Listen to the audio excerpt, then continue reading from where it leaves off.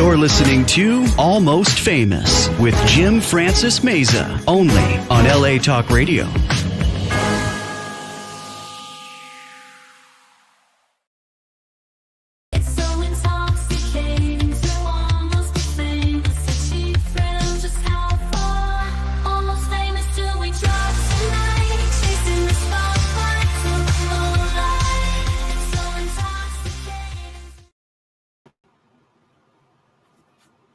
And we're back, guys.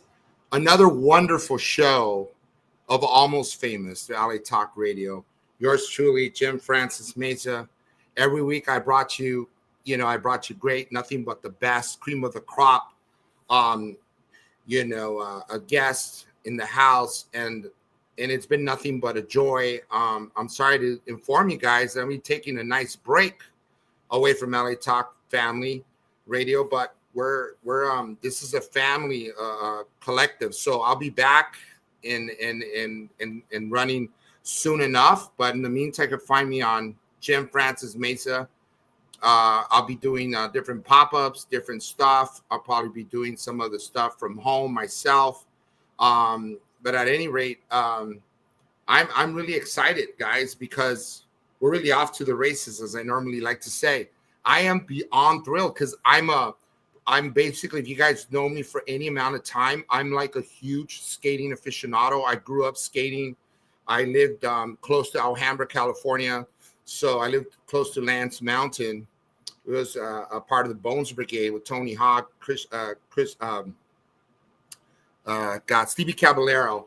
But my next guest tonight, guys, needs no introduction unless you're living under a rock. This guy is an iconic figure, a rarity, man. This dude does it all. He was a former skater, third generation, Dogtown boards. Let me hear it from Venice. Of course, he was born and raised in South Central California. It's not South LA. It's South Central, where we come from. American fine art and street. He's also a photographer, a renowned photographer. He's a direct entrepreneur. He has some of the stuff showcased galleries throughout the world. My friend, it is my distinct pleasure and honor to introduce Mr. Pep Williams. Yo. Thank you, brother. Thank you so much. That was cool. Dude, I am beyond excited. I mean, for all of us that grew up watching skaters, I mean, you graced the cover of Thrasher magazine. And it's amazing, dude, like, to have you here with me. You understand? I'm like fanboying. Dude, it's amazing to be here. Man, this is cool. Hey, man. Thank you. Thanks for making it out. I mean, I know you've done quite a bit of things and traveled the world extensively, not once, but probably several times, right? It's fair to say. A lot. Yeah, it's been over 30 skating. years of touring. You started skating when you were in diapers, right? What's up? You started skating when you were in diapers. I actually had just left diapers, so I was 4. I was 4 years old. All right, right on. Dude, I don't know like where to start. I mean, you're a legend, man. Do you realize that? I mean, there's so many guys my age and in their 40s and 50s that always looked up to you, and then the next gen. Thank you, man. Thank you.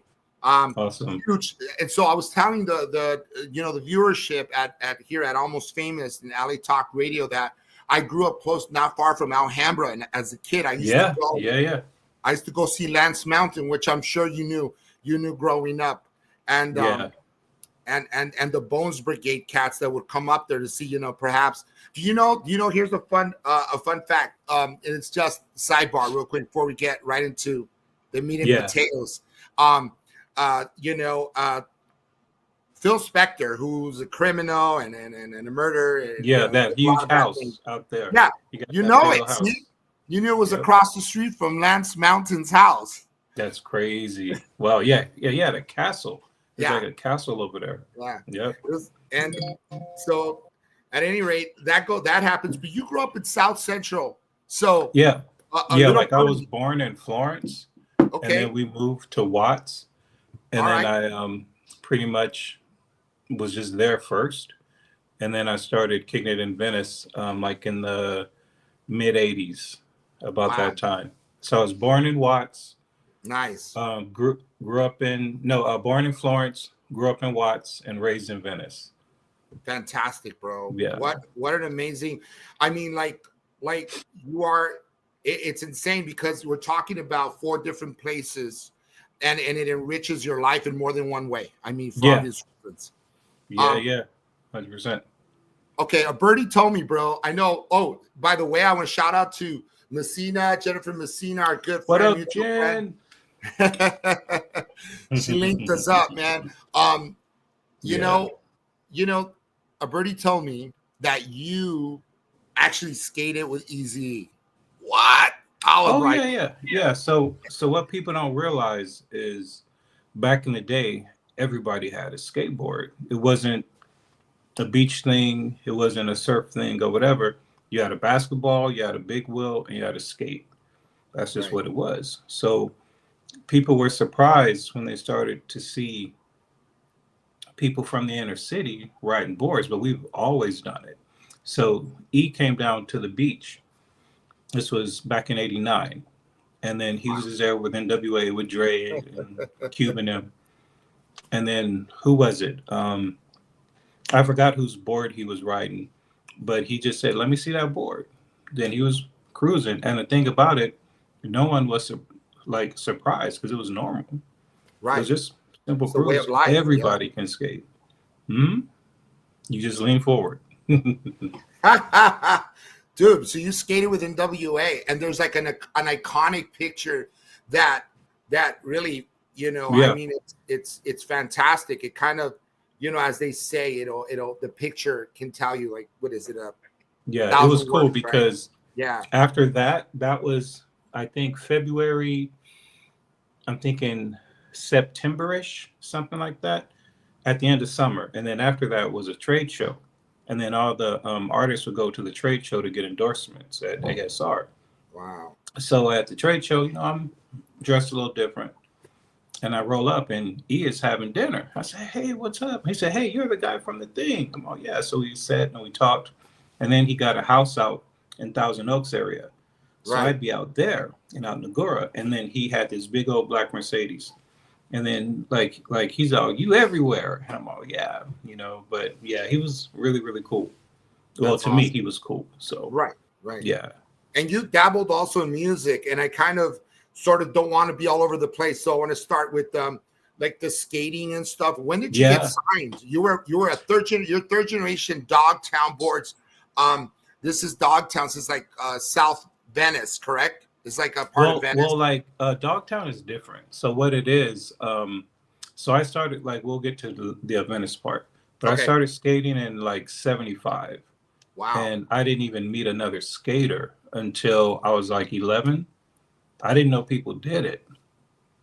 I really didn't know. Like, I would just see them in BMX magazines because I had my BMX bike. Yeah. And I'm thinking, what are they doing riding where the bikes ride?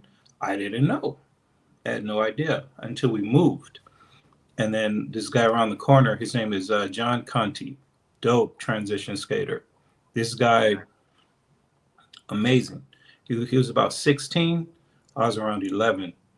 And then my mom would be like, "What is this old man doing riding the board?" Because he was 16 years old, because it was looked at as a toy. Yeah. And I didn't know the names of tricks. I didn't know the names of anything, but I was already ollieing up on curbs, like, before I even knew it was actually called an ollie. And it's just always been there, like a part of my life. And then I learned how to make fake bus passes when I was a kid. So then I would travel everywhere, Orange County, all the way out to like Thousand Oaks, Long Beach, Santa Ana, Irvine, like, you name it. Wherever the RTD went, I went. And then I started to find more people and friends, and I found Venice. You found your tribe. Venice. You found your tribe in Venice, yeah. It was the first time I saw people that looked like me, dressed like me, and they could skate. Wow. And I was like, dude, this is dope. So I kept coming back and looking like me, not so much being black, Mexican or something like that, but look like me being like where we're from, how we dress. Mm-hmm. So we all had like Pendletons, we all had like Levi's and Chucks. That's just what we wore. And then I said, dude, this is home. And then I got to know everybody and this and that. But Dogtown is actually from Santa Monica. It's in Santa Monica. I didn't know that. Yeah. Yeah. I thought it was Santa always Monica. Venice for some reason. Yeah, the original is from Santa Monica. Yeah. Tony Alva and that whole. Yeah. Was it Hosoi was part of that? Hosoi? Christian? No, Christian was back then. I believe he was with. He's been with so many brands. It's so hard to say, but like he was just down with everybody. We all skated at the beach. That's beautiful, everything. Bro. Like this is a crazy story. Right, go ahead. I was about maybe 15, 14 years old, and I had all these pictures on the wall because, like, when we get a magazine, you rip it apart and you put the pictures on the wall. I didn't know for about well over a year because I never would read the magazine. I just look at the pictures, and then I'm reading the names, and I'm like, those are my friends. I had no idea. I'm looking at Jay Adams, Hosoi, Pat Noho, Aaron Murray, Oster, Dressen, and I'm like, dude, we skate every day, and I had no idea. That's cool. Yeah, that's a classic story. No idea. That's fantastic. yeah, like, because I never skated because of a magazine or because of something. I skated because it's just what I did. It's like if I started a walking club, you know, we all walk because we like to walk. So it was never about being sponsored. Right. Never about none of that. It's just that's just what we did on the daily. Do you have any recollection of the pipeline in I think it was Upland? You remember the difference is Upland. So I have a funny Upland story too. Okay, Upland was more transition skaters. Okay. We were about street schoolyards. Right. Running up and down Wilshire Boulevard from downtown to Santa Monica. Like that's what we were. Inglewood, South Bay, East LA. Like you couldn't keep me still in one spot. I had to go because there's so much to go skate. And I was never a park skater or, oh yeah, let's like go to a pipe. Okay, that's cool. But it was actually boring to me. Right. Because at a school, you got walls, you got water fountains, you got people, you know, and then the boardwalk, we swerve through people all the time to see if anyone hits somebody, you lose. I mean, just like you can't do that in like a park. So it was just always fun. Always. That was cool, man. Yeah, some schools were also almost like built for skaters. Like little did they know the designers once upon a time that they were going to be designing a golden park for any skater, you know, like hop over the fence and my two favorites, of course, Venice High was cool. They had a cool hip, but I love Sk8er. Sk8er was amazing. Sk8er was in Brentwood. Well, it's still in Brentwood, and it just had these perfect little banks. Just nothing big, right? Like a Paul Revere. No, not Paul Revere. One of those schools over there off Sunset. I forget. Yeah, but I think I know what you're talking about. Yeah. And it was just like I preferred Sk8er, way better. Yeah. Mm-hmm. What's the highest you'd ever ollied? Because rumor has that it was that my you thing. Still skate. That was my thing. So few people could ollie as high as me. There's only been because I think like when I was 14, 15, I was already almost like 6 feet. So I could ollie on top of cars. I mean, it was nothing to me. It was easy. One dude.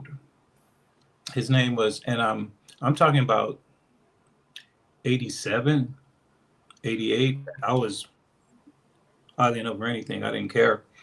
And there's one dude, Shannon. Actually, no. They call him Black Silver. He's a hip hop artist now. They call him Black Silver, bro. Okay. Like the big trash cans, like the little iron ones or the big ones. He would do it casually. Like I'd have to set up for it. Right. And I'm like, dude, really? Just effortless. I couldn't believe an effortless hop over something. Effortless. And I'm like, how do you do that?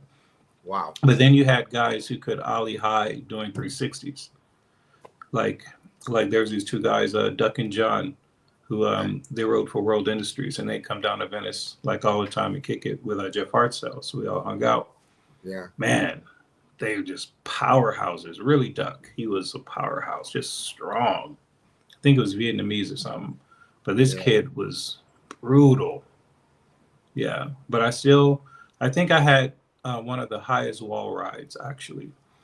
Wow. Doing like it's called a Krell snatcher because it was almost like a ollie onto the wall, but it was like a smooth transition. Yeah, yeah. And It's so fast, right? Like you can miss it. It's how quick you get on you that got wall and get off it. Like it has to be precise. And the only real super wall riders that could go high was Chris Cook and Radigi.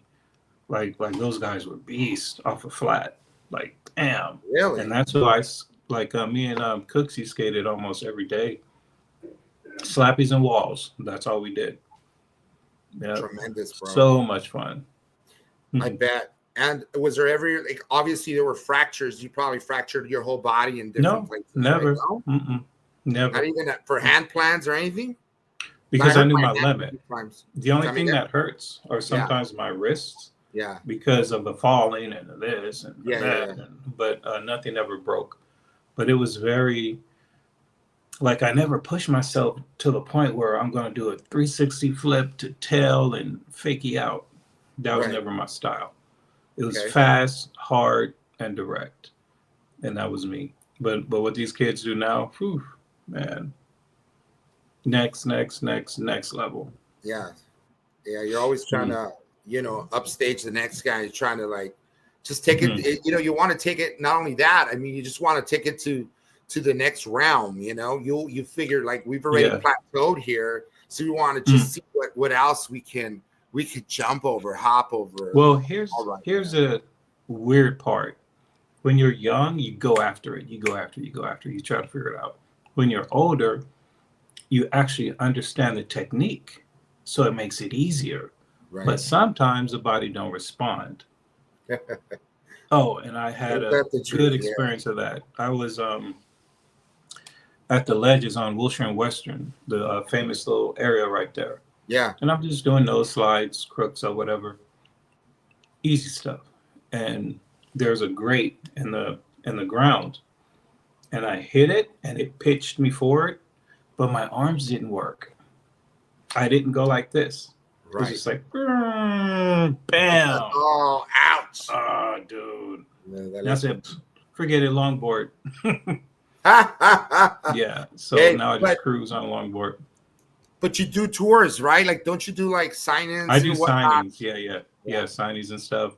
Mostly now for my photography, but maybe 1 or 2 a year with skating. But it's my focus is my photography because that's my passion. I would say it's my art. It's Let's talk about that.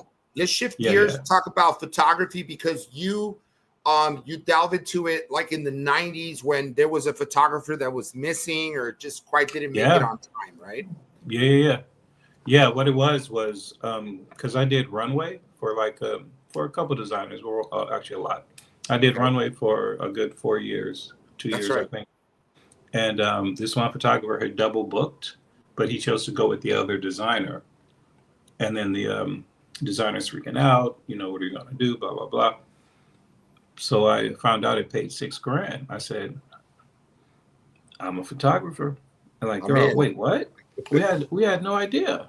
And then they asked to see my portfolio. Then I'm thinking, we don't have time for that. We have to get this done right now. And they said, okay. And they gave me the check. And then from there, because on all big shoots, your assistant does everything anyway. Okay. They set it up. They do all the stuff, and you go like this on the tripod. Super basic stuff. And then I thought I knew what I was doing about maybe 2 years in. So you're looking at around 97, 98-ish. I was like, I can do it myself. No, I couldn't. I got a rude awakening. With a quickness. This guy made me shoot the shoot 3 times. Full on shoots with models. He's this is horrible. Do it again. And then back then you had to print. You had to go to the lab. That took a day or two. The company was in Denver, so I had to ship the prints to Denver. So by the time they see it, it's almost 4 days later. And then they're saying, shoot it again. So that whole process took almost a month. And then they said, we love it, but we'll never work with you again. Unreal. Yeah. Wow, Like I still remember those guys. Talk about trial and error, right? Until you finally got it done and you got it Yeah. right. But then it became your career, like it's your bread and butter now, right? These days. Yeah, it was something like some of the day rates are really, really good. It's cool. And I did it for a while, 12 years, 13 years. And then I just got over it. It was very repetitive, I guess you could say. Like Sure, monotonous. like you're flying all over the world, you're doing stuff, but they're on your shoulder, they're on your back. Deadline this, got to get this that every single day. Deadline. I'm like, dude. And then after all that, you don't even own the prints. Oh man. So I said, I'm good. And then I started shooting my own thing, like shooting exactly what I like touring with, Sk8er, touring with all these bands. Did you like what I did with the post? Yeah, man, that was cool. That was cool. So then I got to do exactly what I wanted to do, and then I started to do shows and this and that. And then I said, this is what I dig. This is what's dope. And let me tell you something, man. I mean, this, and I'm going to interject you really quickly, and it will continue. Yeah. What's crazy is we just mentioned suicidal tendencies, and my wife lived out in Camarillo, right? She grew up in Camarillo back in the day, and so you remember the suicidal tendencies house they bought then they thrashed the whole house, make all crazy. Yeah, it was my girl's house.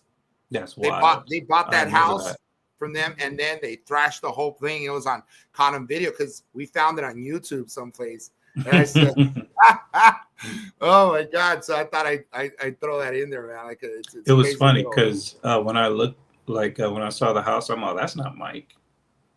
Mike's not that style. Mike's style is it's dope. I mean, this place is cool. Everything is clean, pristine, modern. Yeah, it's like, whoa, that's not Mike's style." Yeah. Let's talk about fine art, bro. Like, I mean, what exactly is fine art for those that are not really versed in the whole art world?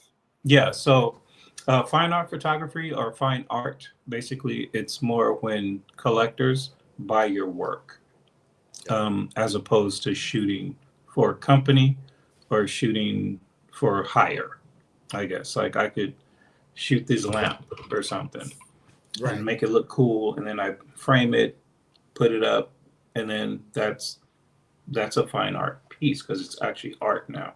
It isn't just like a photo in a magazine or for an album cover. And then you build like a community of like collectors and people who dig your work, and then you build more and more and more. And then from there, you start to look at photography differently because I can shoot exactly what I want. I shoot for me. People just dig it. But I shoot for myself. I don't shoot because someone says, "Oh, let's go do all this." No, I'm going to shoot for me. If I want to shoot a rock, I'm shooting a rock. So it's unrestrained. There's no like guidelines or rules or anything. It's your pure expression. That's what I love about fine art because it's you. It's really you. Or whatever for the sake of everything from beginning to end. And then when I do collabs with people, with friends, like I've done stuff with Retina, I've done stuff with Risk, I've done stuff with a lot of other artists. Like I had this shot of Jay Adams, and I gave it to Kelly. Risk, I gave it to him, and he had it almost a year. And like he didn't want to touch it. I'm like, no, dude, do whatever you want. I don't care. Because that's your art. I'm not going to tell you, well, put this here and put that there. That's disrespectful. I'm like, dude, just do what you do. I don't care. Yep. And that's Jay Adams was a skater, right? He was a skater as well, correct? Who? Kelly? Yeah. Risk? Yeah, Risk. That guy's a tagger.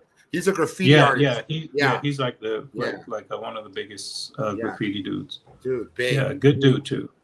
Yeah. Did you ever dabble in any of that? Huh? Did you ever dabble in graffiti at all? Back in junior high. Yeah. No, I know, even backer, like further back in elementary school. We moved to our grandmother's house. Okay. 78, and around, like, because there are gangs in the area, like, a lot. Right. Never really paid attention to gangs, but there is like graffiti, but it was simple. It wasn't complicated. It was like dirt, dirt, dirt, dirt, dirt, dirt, burr, burr, burr. So we were doing all that. I like write it on my grandmother's garage. I mean, it was, and I wasn't even banging. And You were I'm getting like, up everywhere, all over yeah, the garage. it was Grape Street. It was Hat Gang, A-Line Watts, Crip. right? That's I Watts, mean, like right? all these, yeah. And I love the way A-Line did their A. It went like up, Yeah, up, and then bam, and then they made the line. It was dope. But that's this is some creativity, bro. I was like 7 years old. So, Dang. but I first got exposed to graffiti when I was in kindergarten. Where I lived in Florence, there was like these train tracks. I lived off of homes, and we'd walk to the library, and there's this big old wall, and it had all these funny looking letters on them. And I was like looking at them, and my mom said, "Don't look. Like, you shouldn't read that." I'm like, "Okay, of course I'm going to read it now." and it wound out being some of my friends' family on the wall because it was graffiti. Right, and I right. knew. Yeah, it was cool. Yeah, those were the days, man. I remember LOD, Lokes on Dope, Sleaze, Chaka, all these cats. 125. Chaka was a skater. Like Chaka used to skate when we were young. That's right. Yeah. That's right. He lived he lived in Aliso Village. Remember, he lived like where was that El Pato sauce, like that hot sauce stuff. Yeah. It still smells like that, like jalapeno sauce and stuff. They still elaborated there, and yeah, it's crazy, bro. So you skated all the way down there? Did you go down there to the wash? Did you go down to that wash and like skate as well, like that wash? Like things like that. The only washes I really enjoyed were in New Mexico and in Colorado, because it was they're long. Like they went forever.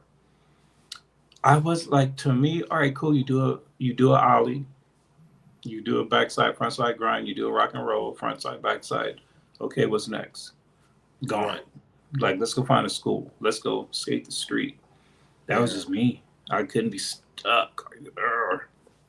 So you're talking about so many emblematic parts of the city and whatnot. Like you say you have these schools in particular. I like how you characterize the one school because of the formation, the way it was made and whatnot. It allow you to skate and do your tricks and stuff.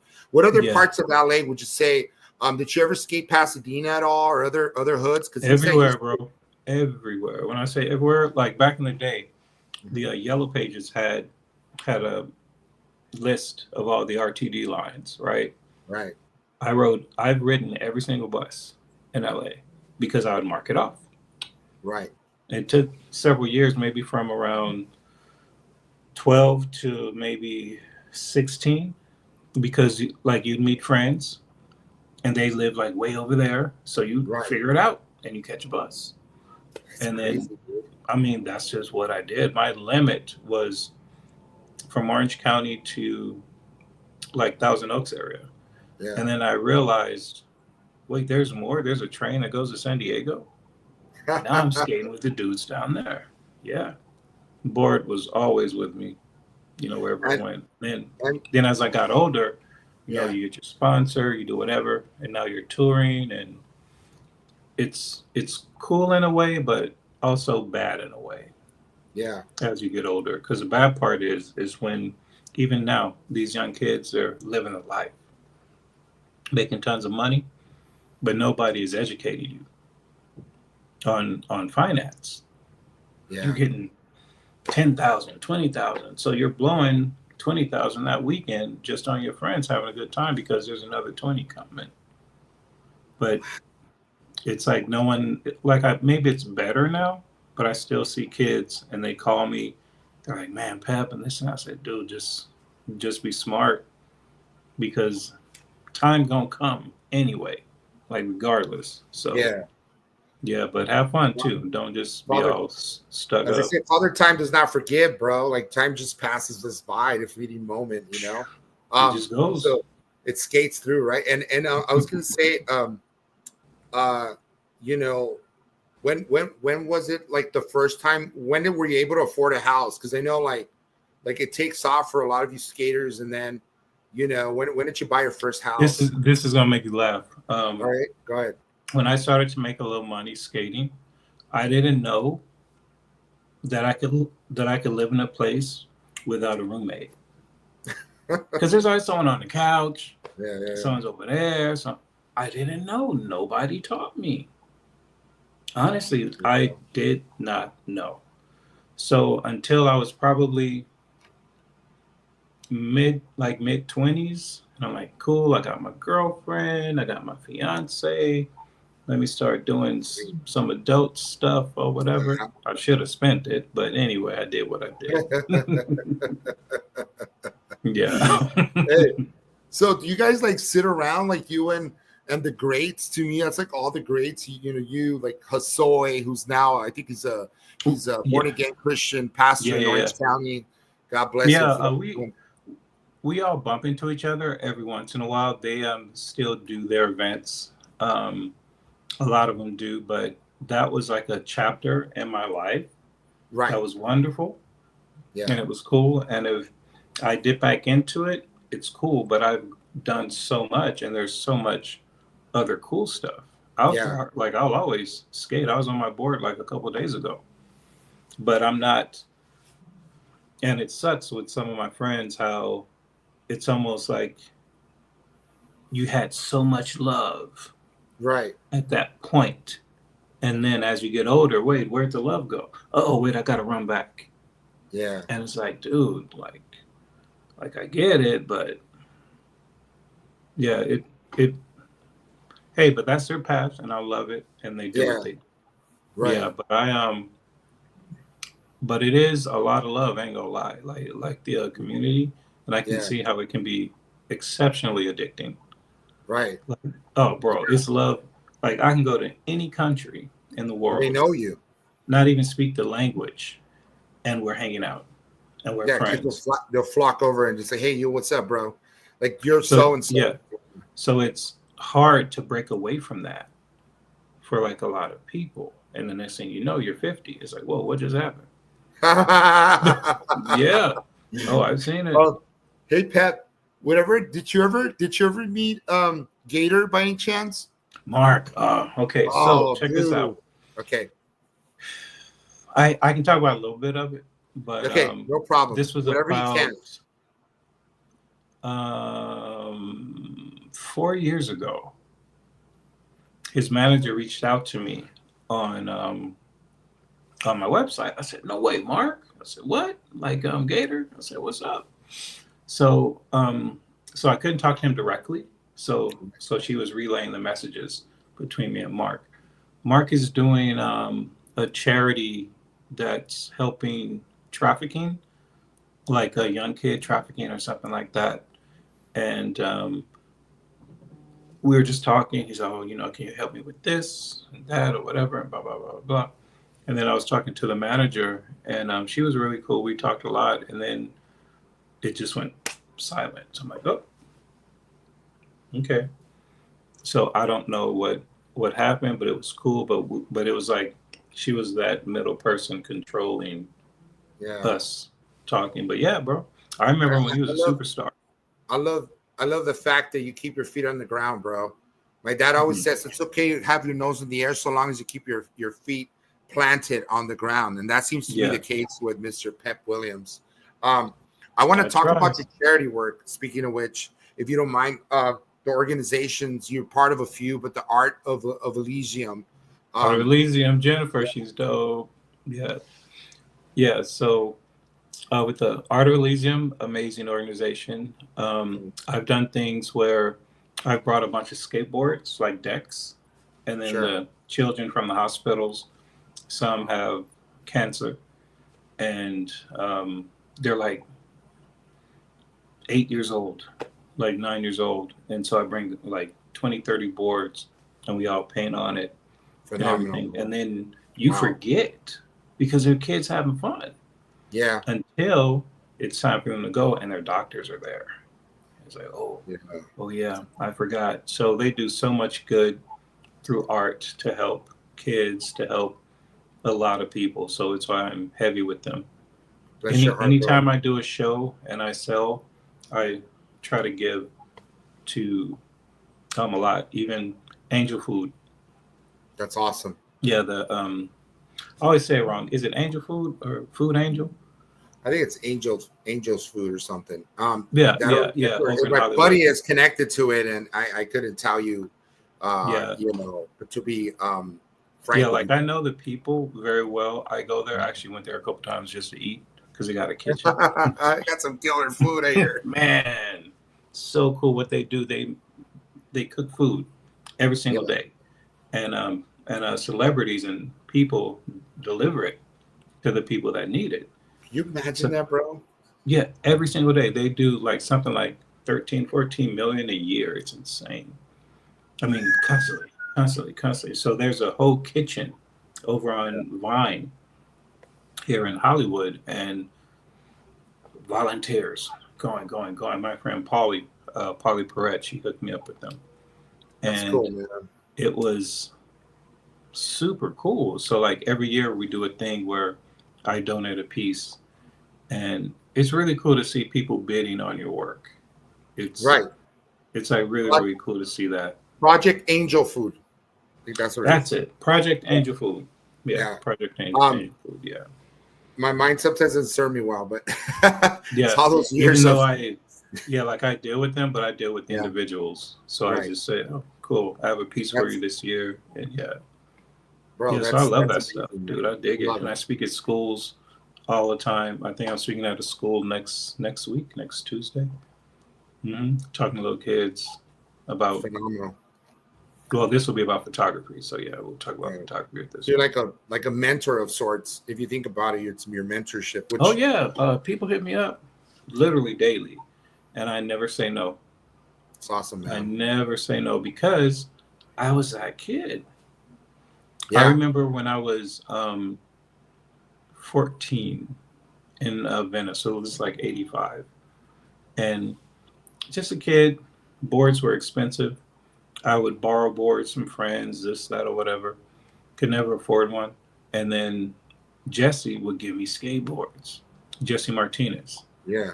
So he's the reason that kept me going. And then as I was getting better, Chris Cook would hook me up. Aaron Murray, Tim Jackson, like boards, wheels to keep me going. So I'm like, that completely changed my life. And I remember when I moved from Watts, like every morning at 9 a.m., it was about 13 or 14 kids knocking on my door. And my mom would be like, Pep, all these kids are here again. They would wake me up to go skate. And then I'd be like, all right, come on, let's go. So we would do our little caravan around the entire city. A pilgrimage. Bro, it was so much fun. But I was the one giving them product, keeping them skating. And then when I moved, I wasn't able to give them boards again. Yeah. Some of them got into gangs. Several of them got killed because they had nothing to do. So then from there, I reached out to Bob Boyle over at World Industries. And I'm like, dude, do you have any seconds, like some decks? And then he's like, Pep, whatever you need. So he'll give me tons and tons of boards. And I would give them to the kids to keep them skating. Kids just need something to do. Yeah. And every piece of trouble I've gotten into. You saved lives. You really did. Every piece of trouble I've gotten into was because I had nothing to do, because I was bored. Ain't that the truth? So till this day, if a kid sees me, they ask for a board, I say, come over. Or if I'm like writing something cool and I see a kid with one that's beat up, I just give it to him. I have so many skateboards. Growing up, I parents couldn't afford. I'm from Northeast LA, basically, and you say the Northeast LA because it's closer to Dodger Stadium, but it's same crap. It was beautiful, man. Growing up, a lot of kids that wound up later in gangs were skaters. Once upon a time, there was a skater craze in the 80s. I knew them all, bro. I knew them all. And trust me. And we're going to talk about a little bit. We're going to also delve into touch on I think it's state prison. You're like the one and only that went and did the behind best, the bars. the best. Yeah. We'll talk about that in a second. I just wanted to tell you that. So growing up, your parents couldn't afford boards either, so I would skate ramble boards from the swap meet. Yep, I remember those. Rosemead swap meet. Remember the Rosemead swap meet? And we go out to Rosemead, and I get a ramble board. And I'll say, "This is the one you're gonna get." And you ollied, and it would break in two because it would break. It would actually be soft. It was like there was a board that had a flamingo on it.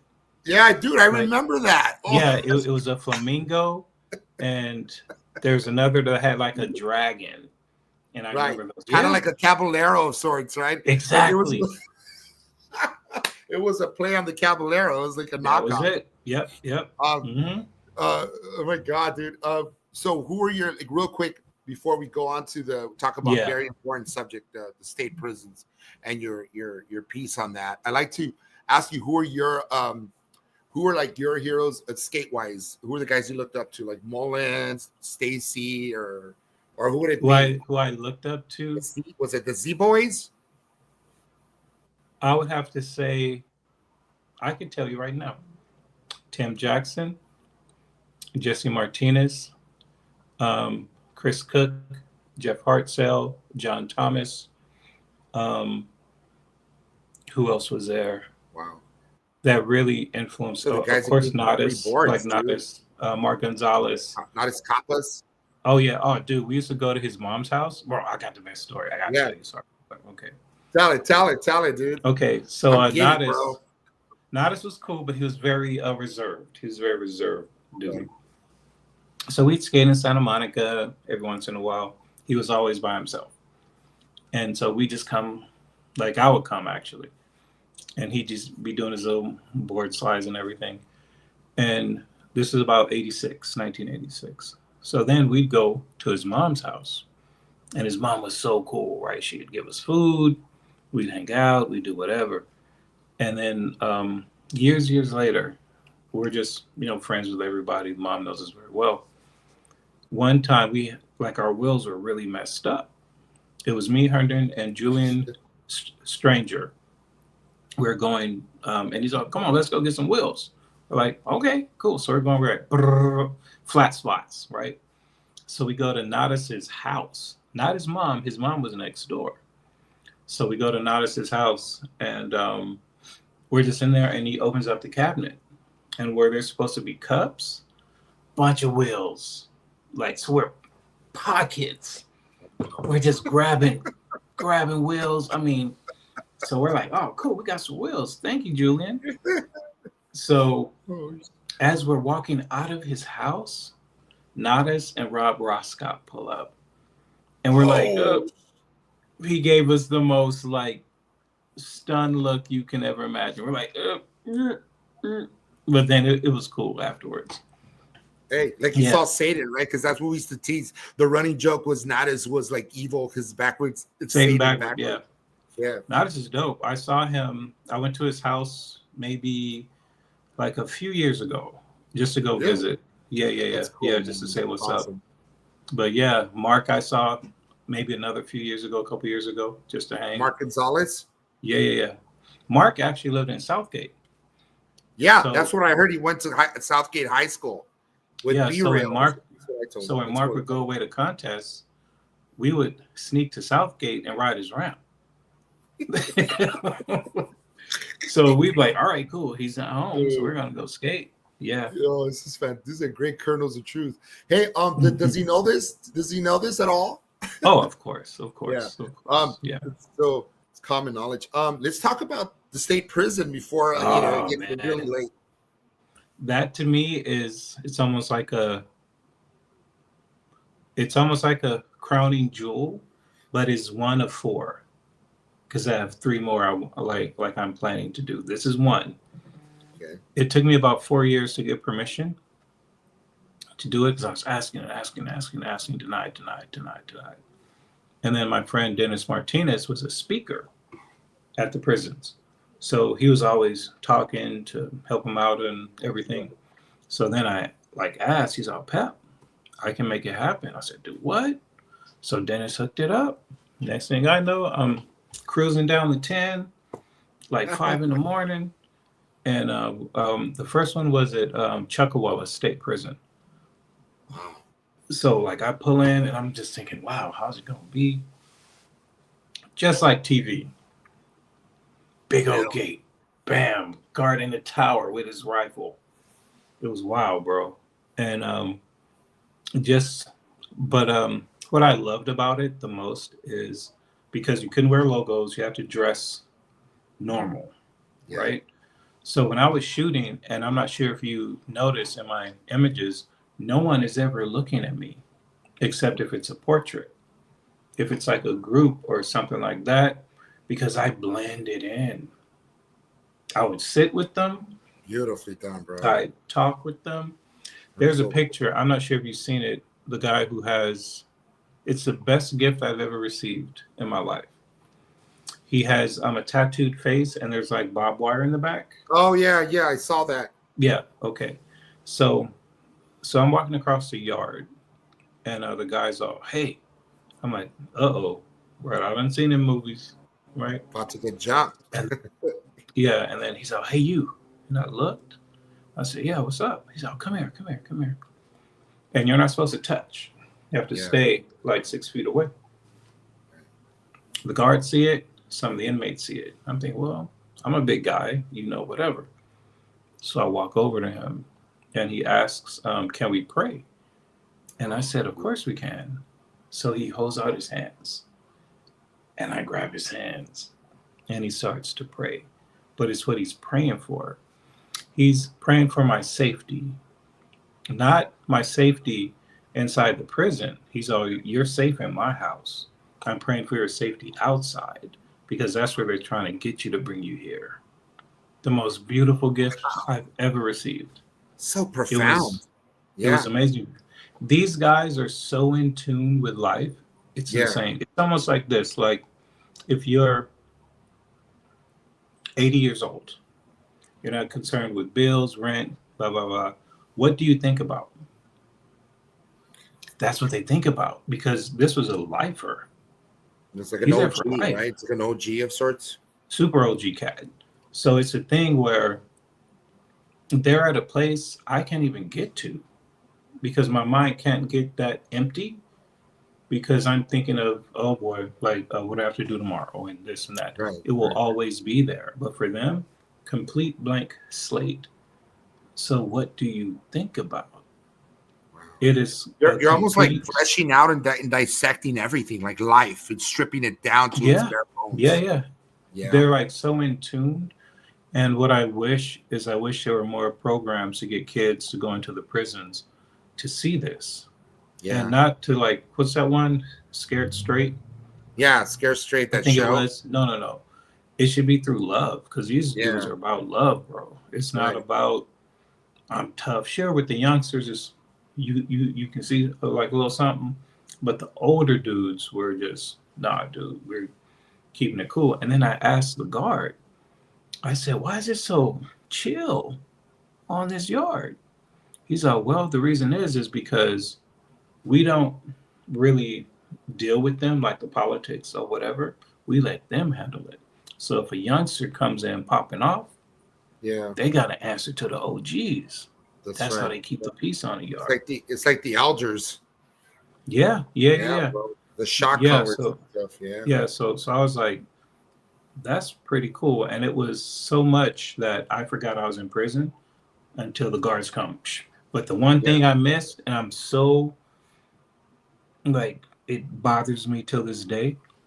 What's that? We're on the yard and the sirens go off. Everybody hits the floor. That would have been the most amazing shot.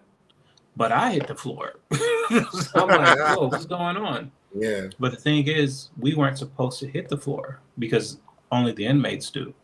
But I wasn't thinking. Right. And I was like, man, that would have been a cool shot. There's only been a couple times I've missed We're rationalized sometimes when under that, kind of situational thing, like with emergencies and whatnot. So you just irrational. You just do like whatever you see. I was down like I was an inmate. I mean, I'm monkey see, monkey do. Forget that. These fools is dropping. I'm dropping too. Hey, real quick, our time is almost up, man. Believe it or not, so we'll have to at some point link up again, and you and I 100%. Will have to skate. Are you down to skate? Man, Jim? For sure. I got my board right there. Look, I'm looking at it. I got a Genie Staub still. My Genie Staub is in the car.